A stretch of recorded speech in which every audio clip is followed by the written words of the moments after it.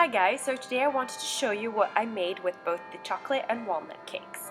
Here we have a small version of the cake. It's got one layer of chocolate cake, 2 layers of walnut cake, and then another layer of chocolate cake.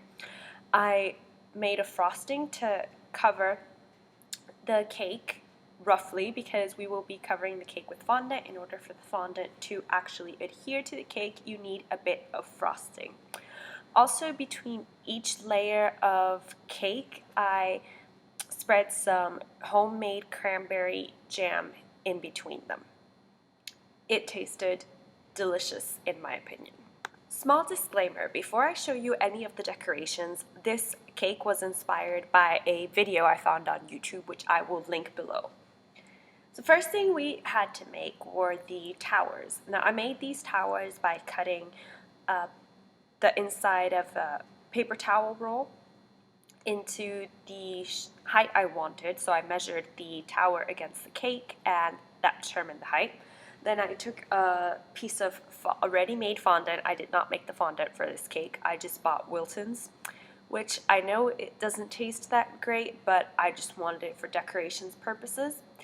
And I rolled out the piece of fondant and I took a piece of aluminum foil to kind of press in a sort of cobblestone shape into the towers. You'll be seeing that a little bit later. So our towers are all set. Now it was time to roll the fondant to actually cover the cake. So I followed the same process as I said with the towers. I rolled out a piece that was maybe 1 millimeter to 2 millimeters thick, and I took a piece of scrunched up aluminum foil and I pressed it into the fondant to make a cobblestone shape.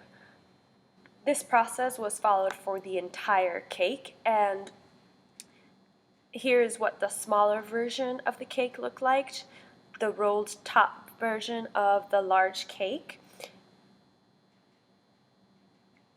And this is the completed cake castle. Now, among you will notice that the towers at the top of the cake do not match the towers at the bottom, and that is because the towers at the top were made using Swiss rolls, which was an easier alternative and also an edible alternative for the cake. So here we have the finished result. This is my medieval looking castle. Hope you enjoyed.